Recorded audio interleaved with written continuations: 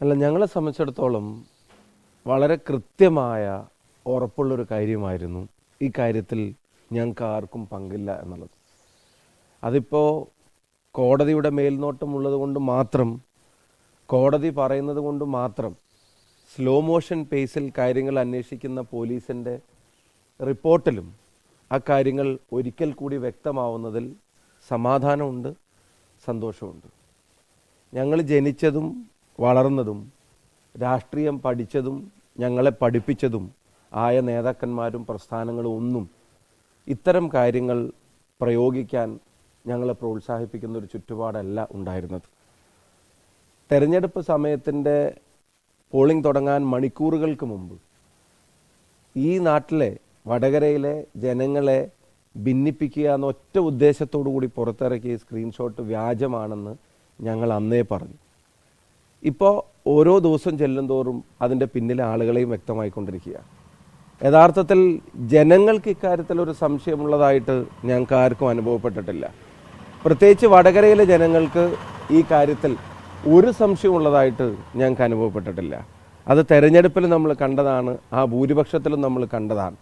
അവിടെ എല്ലാ നിയോജകമണ്ഡലങ്ങളിലും എല്ലാ ജാതി മത സമൂഹങ്ങളിലും ഞങ്ങൾക്ക് വലിയ പിന്തുണയാണ് തെരഞ്ഞെടുപ്പ് സമയത്ത് അവിടുത്തെ ജനങ്ങൾ നൽകിയത്.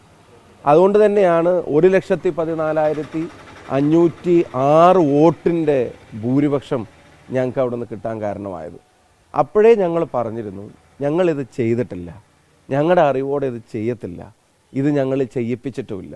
അത് അന്നത്തേക്ക് മാത്രമല്ല, ഇന്നലെയും ഇന്നും നാളെയും ഇത്തരം കാര്യങ്ങൾ ചെയ്യാൻ ഉദ്ദേശിക്കുന്നില്ലെന്നും വർഗീയത പറഞ്ഞ് തെരഞ്ഞെടുപ്പ് ജയിക്കേണ്ട എന്നും അതിലും ഭേദം തോൽക്കുന്നതാണെന്നും പോളിംഗ് തീരാൻ മണിക്കൂറുകൾ എത്രയോ ബാക്കിയുള്ളപ്പോഴും പത്രസമ്മേളനം നടത്തി പറഞ്ഞതാണ്.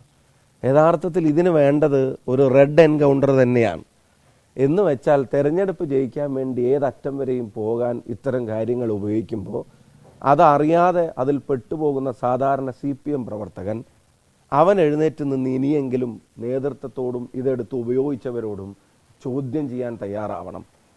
ഇതെടുത്ത് ഉപയോഗിച്ച ആളുകൾ രാഷ്ട്രീയത്തിലുള്ളവർ, പ്രമുഖരായ സ്ഥാനാർത്ഥി ഉൾപ്പെടെയുള്ള പ്രമുഖരായ ആളുകൾ, അതുപോലെ തന്നെ രാഷ്ട്രീയ ഐഡൻറ്റിറ്റി ഒക്കെ വ്യക്തമാവുമെങ്കിലും സാംസ്കാരിക പ്രവർത്തകരൊക്കെ സ്വയം അവകാശപ്പെടുന്ന ആളുകൾ ഉൾപ്പെടെ ഇതെടുത്ത് ഉപയോഗിച്ച മുഴുവൻ ആളുകളോടും പറയുന്നു, നിങ്ങൾ കേരളീയ പൊതുസമൂഹത്തിൻ്റെ മുമ്പിൽ ഇത് തിരുത്താൻ തയ്യാറാവണം. ചെയ്തു പോയത് തെറ്റായിരുന്നു എന്നുള്ളത് ഇനിയെങ്കിലും ഈ പൊതുസമൂഹത്തിൻ്റെ മുമ്പിൽ പറയാൻ തയ്യാറാവണം.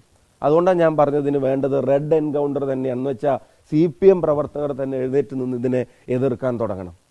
ഒരു തെരഞ്ഞെടുപ്പ് നിങ്ങൾ ഉദ്ദേശിച്ചതുപോലെയല്ല, അത് വാശിയേറിയ തെരഞ്ഞെടുപ്പാണെന്ന് നിങ്ങൾ വിചാരിച്ചിടത്തുനിന്ന് പരാജയപ്പെടുമെന്നൊരു ഘട്ടം വന്നപ്പോൾ എന്തൊക്കെയാണ് ഞങ്ങൾക്കെതിരെ പറഞ്ഞ് എന്നുള്ളത് ആരും മറന്നിട്ടില്ല. അതുകൊണ്ട് എനിക്കിങ്ങനെ അത്യാഹ്ലാദമോ അല്ലെങ്കിൽ ഇതിൻ്റെ പേരിൽ ആഘോഷമൊന്നുമില്ല. കാരണം ഞങ്ങൾക്കിത് നേരത്തെ അറിയാവുന്നതാണ്, ഞങ്ങൾ നേരത്തെ പറഞ്ഞതാണ്. സന്തോഷം ഇതൊക്കെ പുറത്തു വരുന്നതിന് മുമ്പ് തന്നെ വടകരയിലെ ജനങ്ങൾ അത് മനസ്സിലാക്കി എന്നുള്ളതാണ്. അവരോടുള്ള നന്ദി ഒരിക്കൽ കൂടി അറിയിക്കുകയാണ്. കോടതിയുടെ ഇടപെടലും പോലീസിൻ്റെ റിപ്പോർട്ടും അന്വേഷണവും ഒക്കെ വരുന്നതിൻ്റെ മുമ്പ് തന്നെ അത് വ്യാജമാണെന്ന് പൂർണ്ണമായും തിരിച്ചറിഞ്ഞ വടകരയിലെ ജനങ്ങളോടുള്ള നന്ദി ഒരിക്കൽ കൂടി ഈ വേളയിൽ അറിയിക്കുകയാണ്. അല്ല, പോരാളിമാരുടെയൊക്കെ പേര് വിവരങ്ങളൊക്കെ വന്നു തുടങ്ങുന്നത് നല്ല ലക്ഷണമായിട്ട് തന്നെയാണ് ഞാൻ കാണുന്നത്. പക്ഷെ അതിനകത്ത് ഒരു കാര്യം കൂടി എനിക്ക് പറയാനുണ്ട്. ഇപ്പോൾ അവരെ പാർട്ടിയെ തകർക്കാനുള്ള ആളുകളൊക്കെ ആയിട്ട് പലരും ചിത്രീകരിക്കുന്നുണ്ട്. പക്ഷെ അങ്ങനെ ഇവർക്ക് ഒട്ടും ക്രെഡിബിലിറ്റി ഇല്ലാത്ത പാർട്ടിയെ തകർക്കാൻ വേണ്ടിയുള്ള ആളുകളായിരുന്നെങ്കിൽ അതിൽ വരുന്ന സാധനങ്ങളൊക്കെ ഇങ്ങനെ എടുത്ത് ഉപയോഗിച്ച് തെരഞ്ഞെടുപ്പ് സമയത്ത് ആവശ്യാനുസരണം എതിർ സ്ഥാനാർത്ഥിയെ തോൽപ്പിക്കാനും വർഗീയമായി ആക്ഷേപിക്കാനും ഒക്കെ ഉപയോഗിക്കാൻ ശ്രമിച്ചതിന് അവരാദ്യം തിരുത്തട്ടെ. എന്നിട്ടാണല്ലോ, മുഖം ഇല്ലാത്ത ആളുകളായതുകൊണ്ടായിരുന്നല്ലോ ഇത്രയും ദിവസം തള്ളി പറഞ്ഞിരുന്നു. ഇപ്പം മുഖമുള്ള ആളുകളെ സംബന്ധിച്ച് അന്വേഷിക്കുമ്പോൾ ചില കാര്യങ്ങളൊക്കെ പുറത്തു വരുന്നുണ്ട്. സജീവ അടിമുടി CPM പ്രവർത്തകരാണെന്നുള്ള എല്ലാ വിവരങ്ങളും വരുന്നുണ്ട്. അടിമുടി CPM പ്രവർത്തകർ ഇപ്പൊ അടുത്ത കാലത്ത് നടന്ന സംഭവവികാസങ്ങൾ ഉൾപ്പെടെ CPM-ന് വേണ്ടി നിരന്തരം പ്രതികരിക്കുന്ന ആളുകൾ, ഇപ്പൊ ചിലരൊക്കെ പ്രൊഫൈലൊക്കെ ലോക്ക് ചെയ്ത് വെച്ചിട്ടുണ്ട് എന്നുള്ള വിവരമൊക്കെ കിട്ടിയിട്ടുണ്ട്. പക്ഷെ അത് ലോക്ക് ചെയ്യുന്നതിൻ്റെ മുമ്പുള്ള വിവരങ്ങൾ ചില ആളുകൾ തേടി പോയപ്പോൾ അതിൻ്റെ പിന്നിൽ കാണുന്നതൊക്കെ ഫുൾ ടൈമർ എന്ന് പറയാവുന്ന തരത്തിലുള്ള CPM പ്രചരണങ്ങളാണ്. ഇപ്പോൾ റിബേഷ് എന്ന് പറയുന്ന ഒരാളെ സംബന്ധിച്ച് അത് ആരാ ഉണ്ടാക്കിയെന്ന് പറയാൻ പ്രയാസമാണെന്നാണ് പിന്നെ പറയുന്നത്. പോലീസ് എന്തൊരു സോഫ്റ്റാണെന്ന് നിങ്ങൾ ആലോചിച്ച് നോക്കണം. ഇത് വേറെ ഏതെങ്കിലും പാർട്ടിയിലെ ആളുകളായിരുന്നെങ്കിൽ ഇങ്ങനെയാണോ പോലീസ് ഇതിനെ കൈകാര്യം ചെയ്യുക? അപ്പോൾ കോടതിയുടെ ആവശ്യം വരില്ലായിരുന്നു, അപ്പോൾ കോടതിയുടെ ഫോളോ അപ്പ് ആവശ്യം വരില്ലായിരുന്നു. മണിക്കൂറുകൾക്കകം തന്നെ നടപടിയെടുക്കാനും കേസെടുക്കാനും ഒക്കെ അത്യുത്സാഹത്തോടെ ഇറങ്ങുമായിരുന്ന പോലീസ് ഇക്കാര്യത്തിൽ സ്ലോ മോഷനിലാണ്.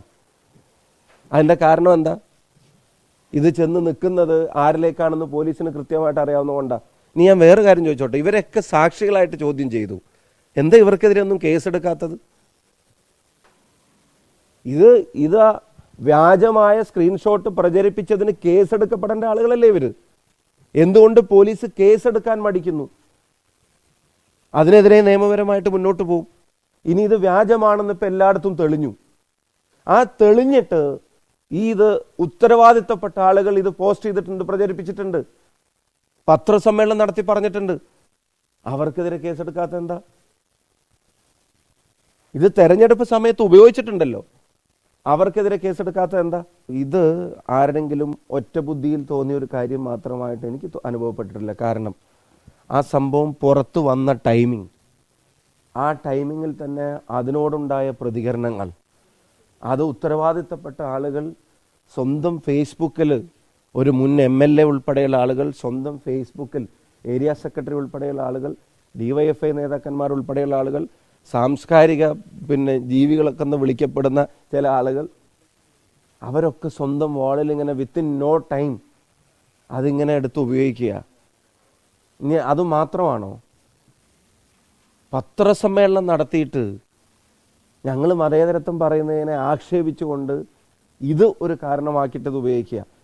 അപ്പോൾ അത് ഏത് ഫാക്ടറിയിലാണ് ഈ നുണബോംബ് സൃഷ്ടിക്കപ്പെട്ടത് എന്നുള്ളത് കൃത്യമായി കേരളത്തിലെ പോലീസ് ജനങ്ങളോട് പറഞ്ഞേ ഒക്കൂ. പോലീസിൻ്റെ മെല്ലെപ്പോക്ക് ഇനിയെങ്കിലും അവസാനിക്കണം. ഇനി ഇതിൽ നിന്ന് ഉത്തരവാദിത്തപ്പെട്ട ആളുകളെ രക്ഷിക്കാനോ മറച്ചു പിടിക്കാനോ കഴിയില്ല. ഇപ്പോൾ സാക്ഷികളാണെന്ന് പറഞ്ഞ ആളുകളെ എന്തുകൊണ്ട് പ്രതി ചേർക്കുന്നില്ല എന്നുള്ള വളരെ റെലവൻ്റ് ആയിട്ടുള്ള ഒരു ക്വസ്റ്റ്യൻ ബാക്കി നിൽക്കുകയല്ലേ. ഇതിങ്ങനെ വ്യാജമായിട്ടുള്ള ഈ സാധനം പ്രചരണത്തിന് ഉപയോഗിച്ച് വേറെ ഏതെങ്കിലും പാർട്ടിക്കാർ ഉപയോഗിച്ചിട്ടുണ്ടെങ്കിൽ എത്ര പേർക്കെതിരെ കേസെടുത്തിട്ടുണ്ട്? എന്താ ഇവർക്കെതിരെ കേസെടുക്കാത്ത? എന്താ സംശയം?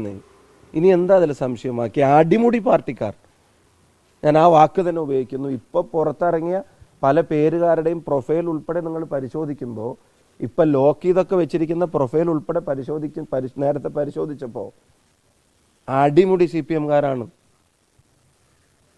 എല്ലാ കാര്യങ്ങളിലും CPM-നെ പിന്തുണക്കുന്നവർ. അതിന് പാർട്ടി പങ്കുള്ളത് കൊണ്ട് തന്നെയാണ് ഞാൻ പറഞ്ഞത്. ഞങ്ങൾക്ക് അതിനകത്ത് ഇപ്പോൾ വലിയ സത്യം പറഞ്ഞ അത്യാഹ്ലാദമല്ല, എനിക്ക് സമാധാനമാണ് തോന്നുന്നത്. കാരണം ഇതൊക്കെ തിരിച്ചറിയുന്നതിന് മുമ്പ് വടകരയിലെ ജനങ്ങൾ അതിനെ തിരിച്ചറിഞ്ഞു എന്നുള്ളതാണ്. അതിൻ്റെ സമാധാനം പറഞ്ഞാൽ തീരില്ല.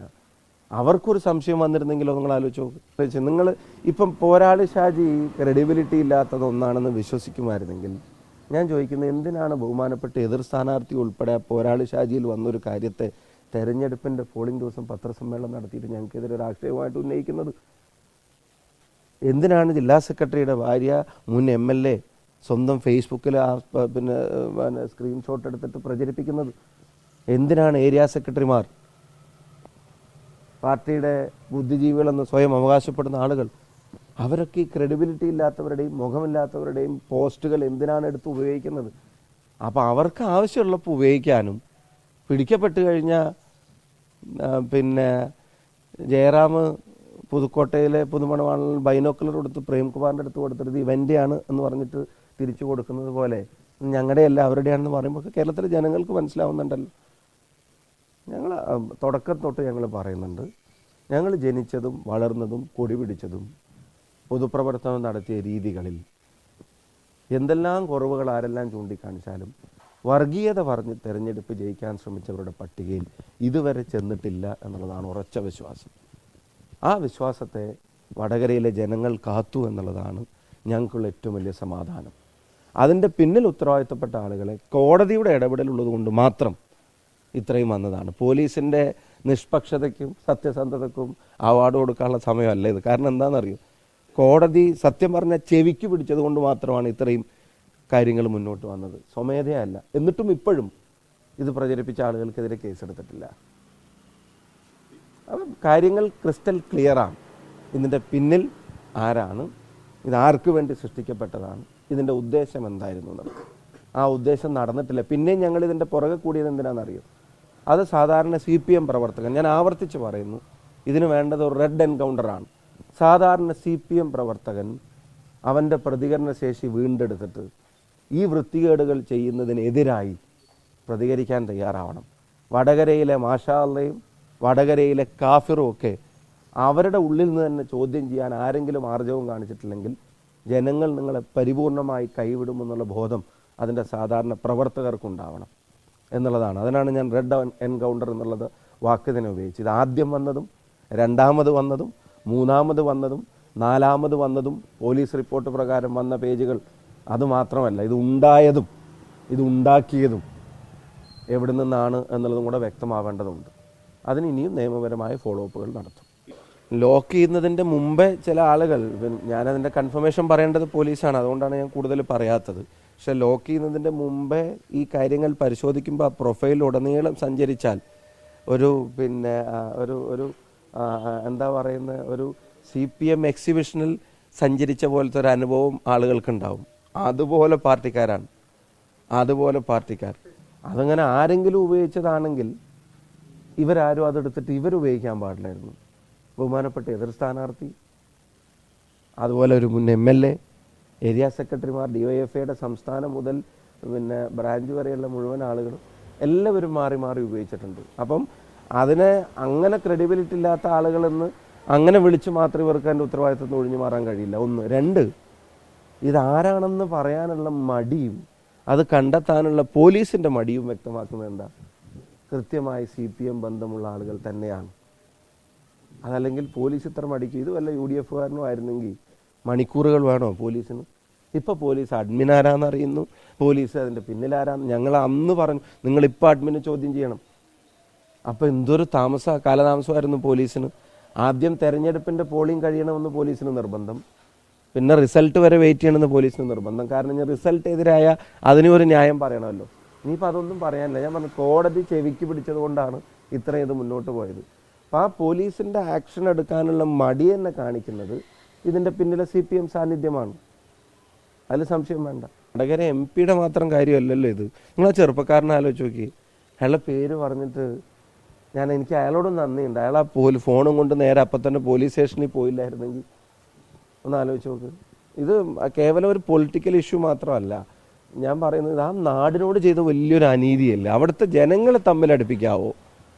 അന്ന് എനിക്കെതിരെ ചോദിച്ച ചോദ്യങ്ങളൊക്കെ ഇപ്പോൾ ഒന്ന് കണ്ണാടിയുടെ മുമ്പിൽ നിന്നൊന്ന് സ്വയം ചോദിക്കാൻ അവരൊക്കെ ഒന്ന് തയ്യാറാവണം. ജനങ്ങളെ തമ്മിൽ അടുപ്പിക്കാവോ? തെരഞ്ഞെടുപ്പ് ജയിക്കും തോൽക്കും. അപ്പോൾ അതിനുള്ളൊരു ശ്രമത്തിൻ്റെ പിന്നിൽ ആരാണെന്ന് കൃത്യമായി കണ്ടെത്തിയാലുള്ളൊരു ഗുണം ഇത്തരം കാര്യങ്ങൾക്ക് മെനക്കെടുന്നവർ അവരൊന്ന് ഭയപ്പെടും എന്നുള്ളതാണ്. ആ പണി ആരെങ്കിലും ഒന്ന് നിർത്തിയ നാടിന് അത്രയും നല്ലതല്ലേ. അപ്പോൾ അത് വടകര MP മാത്രം കാര്യമല്ല, നാടിൻ്റെ സമാധാനത്തിൻ്റെ കാര്യമാണ്. അതിൻ്റെ പിന്നിൽ നിയമപരമായി കൂടുതൽ ഇടപെടലുകൾ ഉണ്ടാവും.